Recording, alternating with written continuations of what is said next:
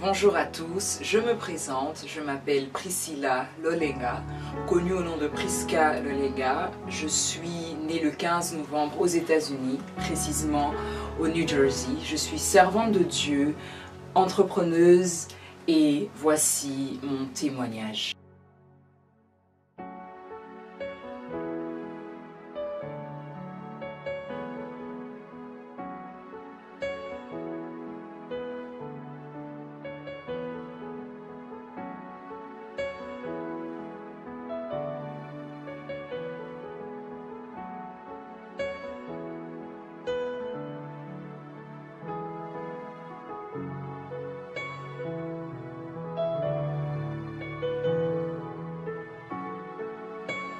Alors, tout a commencé lorsque j'avais 13 ans. Je me rappelle exactement de cette période.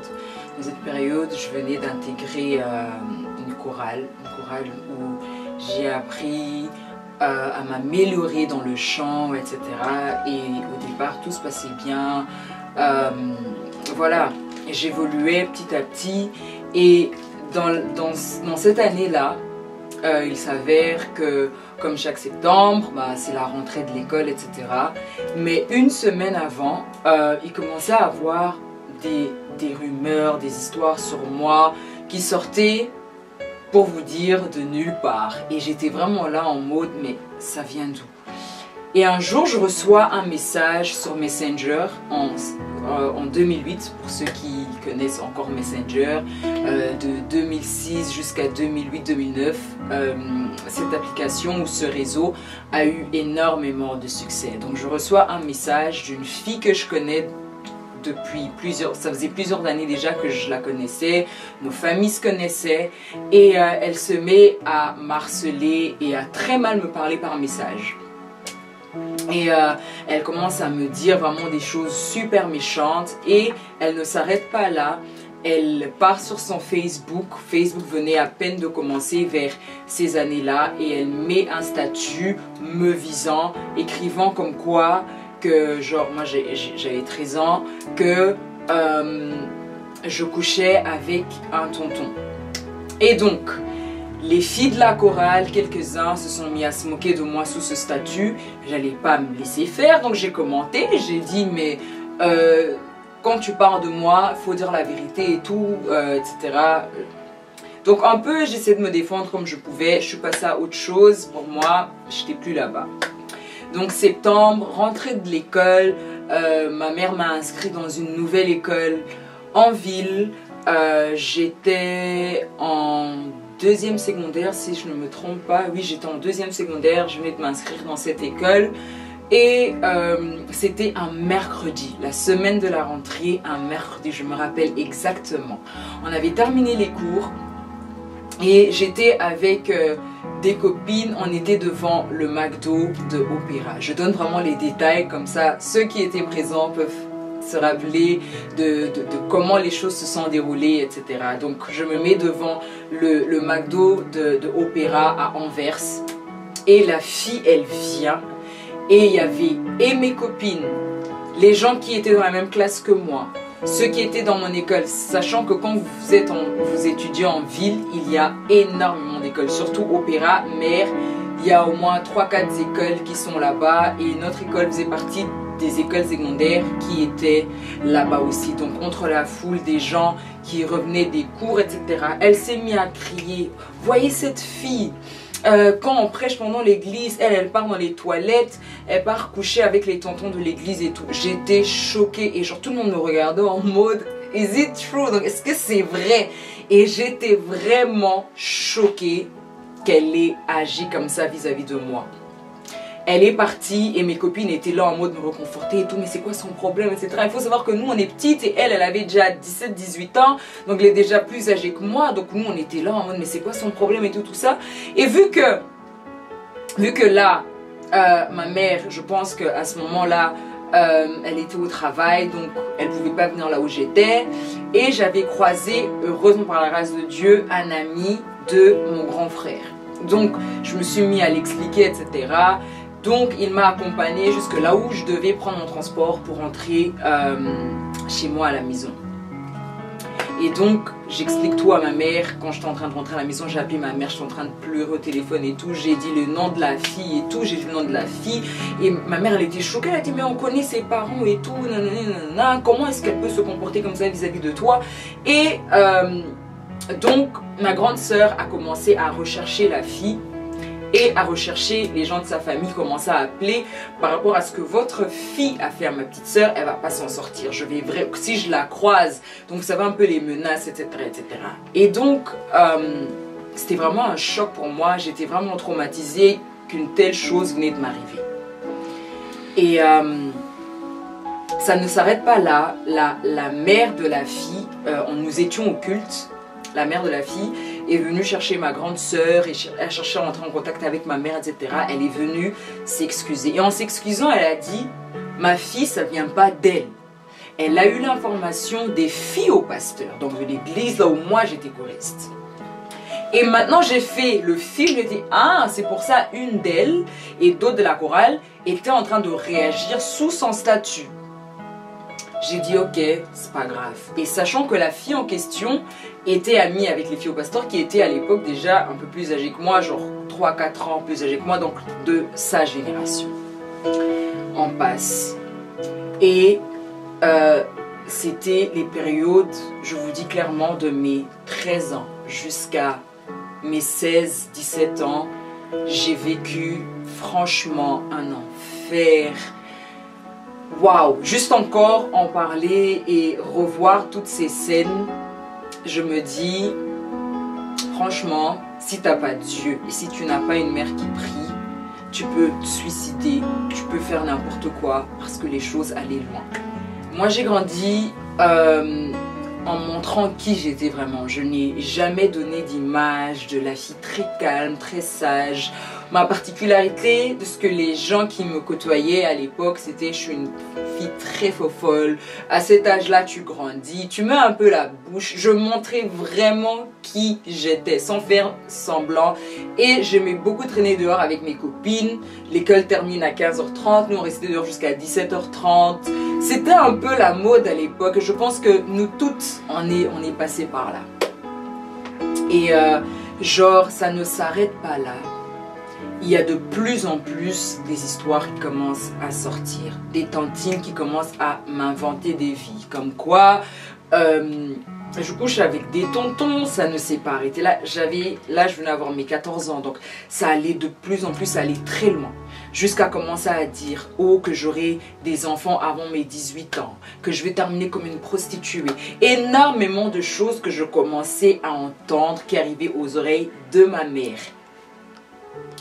Je suis en train de vous raconter cette chose, enfin ces histoires, mon témoignage. Je suis vraiment en train de sortir toutes les pièces qui viennent dans ma tête maintenant pour vous faire comprendre à quel point cette époque a été l'époque la plus difficile de ma vie. Je peux carrément appeler cette phase de ma vie les douleurs de ma jeunesse parce que c'était très très difficile. Ça ne s'arrête pas là.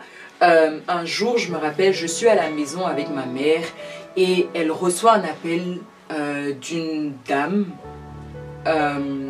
Et cette dame lui dit qu'elle vient de me voir en ville avec des garçons, que je suis en train d'être chipotée par des garçons. Mais je suis sur le canapé avec ma mère, en train de regarder la télé, et il y a une tantine qui appelle. Et ma mère fait semblant de l'écouter. Elle lui dit, ok, ma Mélina. Non, il y a zongi. Donc en gros, ok, maman Mélina. Donc en lingala, on a tendance à appeler les mamans, les tantines, voilà comme ça. Je vais lui dire lorsqu'elle va rentrer. Et moi, je regarde ma mère en mode, c'est tout ce que tu lui dis lorsqu'elle raccroche. Et j'étais furieuse. J'ai dit à ma mère, si tu continues à faire comme si tu crois ce qu'elles sont en train de te dire, elles vont continuer à me faire du mal. Ma mère, elle m'a montré un exemple. Elle m'a dit, lorsque je fais ça, ces trois doigts ici se retournent vers qui? Je dis, bah, vers toi-même. Elle a dit, voilà, elles te font tout ça. Il faut savoir que tous les trois, ça retourne vers elles. Toi, depuis que tu étais dans mon sein, je recevais des paroles, des prophéties que tu seras une servante de Dieu, que le Seigneur va faire des choses à travers ta vie. Donc, tout ce qu'elles sont en train de dire, que tu vas terminer dans la prostitution, que tu vas avoir un enfant avant avant tes 18 ans, etc. Toutes ces choses-là ne vont pas s'accomplir. Pourquoi? Parce que toi, tu es un enfant de la promesse et tu vas servir le Seigneur. J'étais traumatisée. À ce moment-là, tout ce que ma mère pouvait me dire, ça entrait, ça sortait parce que pour moi, j'étais sous le choc que ce genre de choses m'arrive. Ça ne s'arrête pas là. J'ai 15 ans. Je reviens de l'école et je croise une copine avec sa mère et je la salue et je vois sa mère, elle m'arrête. Je comprends pas le scénario qui est en train de se passer et elle se met à me parler très vulgairement en lingala. Je dis vraiment ces mots et puis je vais interpréter. Yo, na lingo pe mena mo anangate. Po ba yebisinga que bino basi a pembe surtout mutuneti yo okosi la kaka neti ndumba comme ça. Moi nanga na linga sili sa classe na ye. Donc en gros moi je ne vais pas à côté de ma fille, donc en gros que moi je vais terminer dans la prostitution, elle veut que sa fille étudie. Mais il faut savoir que déjà, moi j'étais là, je dis, on est tous entre jeunes.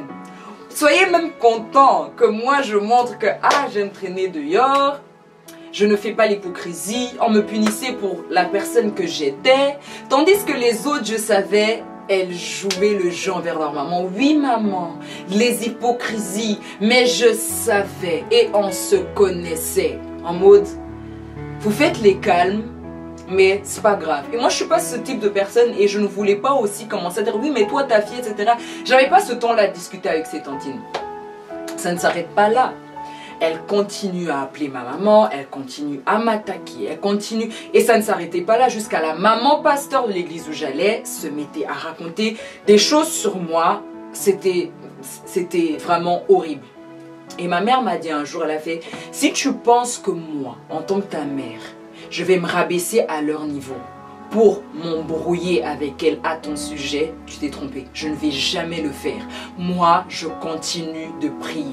Et je me disais, mais comment cette femme, on est en train de m'attaquer comme ça, m'inventer des vies, et la seule chose que elle me dit, c'est qu'elle va prier. Pour moi, c'était insupportable. C'était vraiment le plus douloureux parce que j'avais comme l'impression que personne ne me défendait. J'étais seule face à eux tous. Genre le regard des gens, quand tu arrives dans un lieu, genre tu es jeune et tu t'attends pas à ce que des tantines, des mamans qui ont des filles qui ont ton âge parlent comme ça. Il y a une autre scène qui me vient en tête où il y a une incompréhension avec deux filles de la chorale. Et moi, tellement que j'étais déjà trop toute seule et mes copines n'allaient pas dans l'église, elles étaient des copines de l'école, je les voyais qu'à l'école ou des fois après les cours. Je me dis, je vais pas gérer ça toute seule, je vais aller voir le pasteur. Donc je me rappelle, on se retrouve dans le bureau du pasteur et j'explique au pasteur, je dis oui, il y a une incompréhension et tout ça, mais je comprends pas pourquoi elles agissent comme ça envers moi alors que le truc peut être réglé en 2-3 en fait. Et le pasteur dit ok, appelle-moi les deux filles. Donc moi je pars les appeler et tout, je dis oui, on va parler avec le pasteur. Et devant le pasteur, elles disent, oui, en fait, le problème est que ma mère ne veut pas que je sois son amie et que je parle avec elle. L'autre aussi rajoute, oui, moi aussi, ma mère, elle veut pas. Le pasteur était choqué, au moins, il les regardait et il m'a regardé. Et j'ai seulement fait, Et je me rappelle que 2 jours plus tard, c'était mon anniversaire. Et comme dans chaque église, quand c'est ton anniversaire, on vient en prie pour toi et tout. Je me rappelle que le pasteur, il avait profité de cette occasion pour glisser un mot, pour mettre en garde en fait les tantines de l'église qui parlaient à mon sujet. Parce que c'était et les tantines de l'église et les tantines de l'extérieur qui parlaient à mon sujet. Et même là encore, il y a eu encore une scène où c'était la période des examens et j'étais en train d'étudier, j'étais à la maison, j'étais au salon, ma mère regardait la télé et moi j'étais sur la table à manger en train de réviser et mon téléphone sonne, c'est un numéro que je connais pas. Je dis allô et la voix qui est en train de parler est en train de me crier dessus. Donc moi je comprends pas, je monte dans ma chambre et tout, je cherche à comprendre et c'est une tantine. Et je me dis oui, c'est quoi le problème et tout. Comment ça crée un lingala? Arrête d'envoyer des messages à ma fille, etc. Et je me dis mais quel message moi j'envoie à ta fille et tout, c'est qui ta fille? Elle me dit son nom c'était ce qui Naomi, Noé, un truc du genre. Et moi je comprends pas donc je descends, j'explique à ma mère sans pour autant comprendre ce qui se passe et tout. Et ma mère, elle rappelle le numéro, elle dit oui, c'est moi la maman et tout, il se passe quoi? Elle dit oui, ta fille envoie des messages sexuels à ma fille et tout, nanana. Donc ma mère, elle lui dit ok, transfère-moi les messages, que je lise Et ma mère demande, alors qu'elle est en train de parler avec elle, est-ce que tu connais sa fille? J'ai dit, sa fille, je l'ai croisée que 1 ou 2 fois et c'était à travers Ralia. Et Ralia, c'est une fille que j'avais croisée à l'époque et tout, c'était son amie et ça s'est fait comme ça. Et donc ma mère, elle dit, ok, donc moi, transfère-moi les messages. Il était 18 h. Jusqu'à 21 h, ma mère l'a rappelé. Je n'ai toujours pas reçu les messages, j'attends les messages. Ma mère, elle a attendu 1 semaine pour qu'on découvre que la fille faisait des sextos avec un garçon. Lorsque sa mère l'a cramé, elle a dit que c'était avec moi. Mais imaginez les 1 semaine où la mère de la fille a parlé à mon sujet chez d'autres mamans. Mais maintenant, chez les mêmes personnes chez qui elle est partie parler, est-ce qu'elle va encore avoir le temps d'aller démentir? Non, elle ne l'a pas fait. Donc il faut savoir que mon nom était en train d'être traîné dans la boue à une manière, mais moi je regardais, je dis Dieu, pas comme ça. Et je me rappelle encore d'une autre scène où ce matin-là, j'allais à l'école et il y a une tantine qui m'appelle et qui dit je peux avoir le numéro de ta mère et tout, par respect. Je dis bon, je la connais pas, elle veut le numéro de ma maman. Je lui dis ok, je dis à la tantine, je vous l'envoie par SMS, donc j'envoie le numéro de la tantine. Il faut savoir qu'à déjà là, 15 ans et demi, je traînais plus dehors, genre de mes 13 ans jusqu'à 14 et demi, 15 ans. C'est une période où tu as envie de découvrir, tu es nouvelle en secondaire, donc tu veux un peu vivre ta vie, tout ça. Mais après, à un moment donné, je me suis calmée. Après l'école, je rentrais directement à la maison. Et donc la tantine, elle appelle ma mère. Elle dit, oui, ma fille, après l'école, elle rentre toujours à 22 h à la maison. Et elle dit qu'elle est chez vous à la maison. Et donc, ma mère lui dit, elle n'est jamais venue ici. Le nom de sa fille, c'était...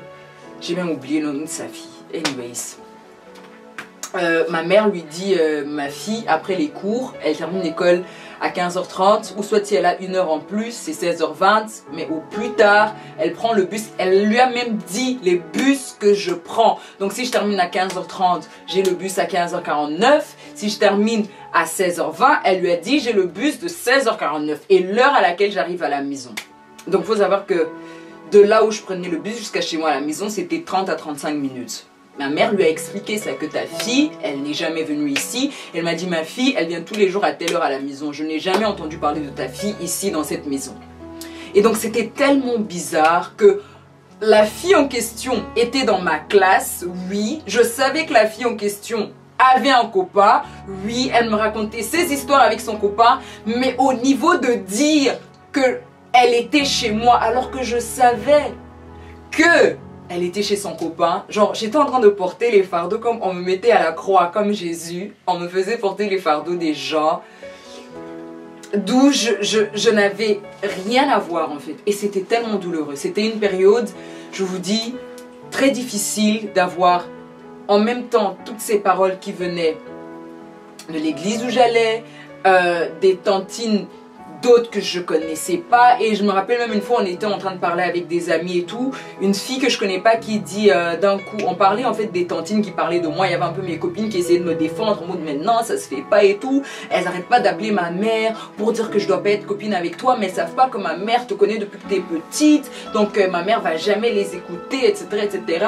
Il y a une fille qui se lève et qui dit mais quelle tantine ne parle pas d'elle en mal, parce que toutes les tantines parlent d'elle en mal, presque dans toutes les maisons j'ai été et tout, elle est le sujet. Donc j'étais vraiment choquée que la fille que je connais pas vraiment, elle dise ça alors que mes copines étaient en train de me défendre. Donc à partir de là, je me suis dit, écoute, anyways, ça sert à rien. Ma mère, même quand je viens lui parler, elle me dit tout le temps, moi je vais prier. Alors qu'est-ce que moi je vais commencer à faire? Je vais aussi commencer à prier. J'allais à l'église à l'époque, j'avais pas encore eu ma rencontre personnelle avec Dieu, mais il faut savoir que tout ce que j'ai vécu, pour moi ça a été le déclic pour me dire, là en fait, tu dois commencer à prier et commencer à chercher le Dieu de ta mère. C'était vraiment ça. Et j'ai eu ma rencontre personnelle seule avec Dieu dans ma chambre. C'est à partir de là que quand j'ai commencé à prier, à m'attacher à Dieu, que énormément de choses qui pouvaient m'affecter, ça m'affectait de moins en moins.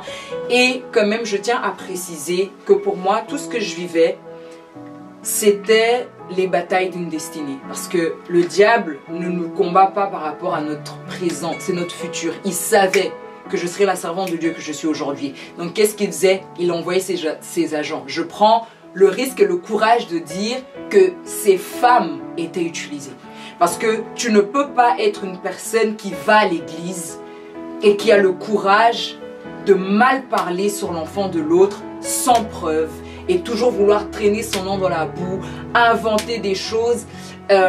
Et à l'heure actuelle, à l'heure où je vous parle, je vous donne le droit. Renseignez-vous. Anvers, Belgique, la majorité des filles sont tombées enceintes, d'autres avant 18 ans, d'autres même après leurs 18 ans, mais sans mariage. Des avortements, des grossesses, des fois même pas une grossesse, des grossesses avec différents pères, venant de les mères et même de ces personnes qui s'associent à leur mère pour me salir et me nuire. Et lorsqu'on regarde ma vie aujourd'hui, moi je dis, ce n'est même pas un sujet de joie, mais pour moi c'est un sujet de réflexion et je vous dis, vous êtes en train de me suivre, vous avez tendance à critiquer la vie des autres, à parler des enfants des autres, parce que je sais que même ceux qui me regardent aiment le Congo ça, critiquer, aiment mal parler, faites attention. Vous n'avez peut-être pas encore des enfants, vous avez déjà des enfants. Tout ce que vous dites sur les enfants des autres, sachez que ça va revenir vers vous, tôt ou tard. Parce que les mères de ces enfants, sache qu'il y en a d'autres qui ont dédié leurs enfants à Dieu comme moi j'étais dédié, qui prient pour leurs enfants.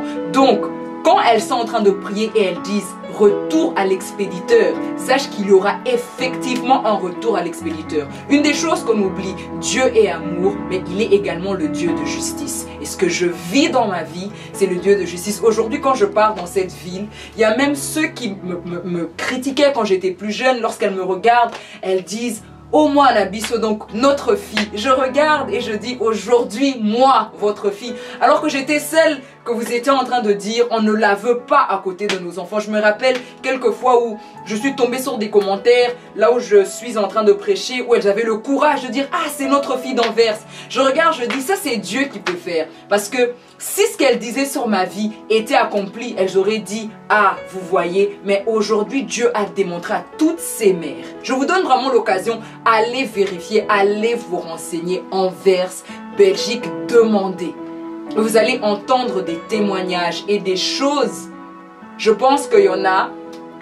Ce que moi j'ai raconté, c'est même pas 1/10 de ce que j'ai vécu. J'ai voulu être bref pour vous faire comprendre que nous tous ici, on est le fruit de la grâce de Dieu. Et particulièrement ma vie, c'est vraiment le témoignage vivant de l'amour de Dieu, le témoignage vivant de la grâce de Dieu. Et comme je le dis toujours, je suis victime de la grâce. Et peut-être tu me regardes et tu es en train de passer vers une phase où on est en train de traîner ton nom dans la boue, où on est en train de te salir, où tu es incomprise, où tu as des batailles. Laisse-moi te dire que ce sont des batailles de destinée. Ce n'est pas ton présent qui dérange, mais c'est ton futur. Le conseil que moi je te donne, c'est le conseil que j'ai suivi. Ma mère m'a demandé de prier et j'ai prié. J'ai commencé à chercher Dieu. Je me suis attachée à Dieu et elle me disait toujours qu'on parle de toi en mal, mais qu'on ne te trouve pas dans le mal.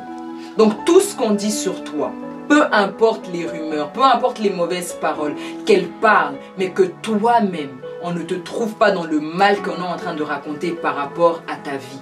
Attache-toi au Seigneur, remets ta vie entre les mains de Dieu et une vie de prière et ne réponds surtout pas à toutes les personnes qui traînent ton nom dans la boue. Ne le fais pas.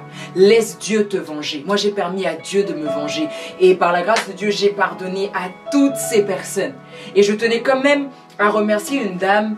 Je ne connais pas son nom de famille, mais j'ai retenu son prénom parce que toutes les fois où je la voyais, elle me disait « Écoute ma fille, je suis en train de m'embrouiller des fois dans les trams pour toi. » Donc elle pouvait monter dans le tram et elle entendait deux tantines me critiquer. Elle se mettait à me défendre. Cette maman s'appelle Tantine Bébé, sa fille s'appelait Aurore. Si elle peut tomber sur cette vidéo, que le Seigneur vous bénisse. Vous avez beaucoup fait. Au-delà même des conseils que vous étiez en train de me donner, quand vous étiez en train de me croiser dans la rue, vous n'êtes pas beaucoup. D'autres, c'était pour me salir. D'autres, c'était pour me nuire. Mais vous m'avez dit, attache-toi à Dieu.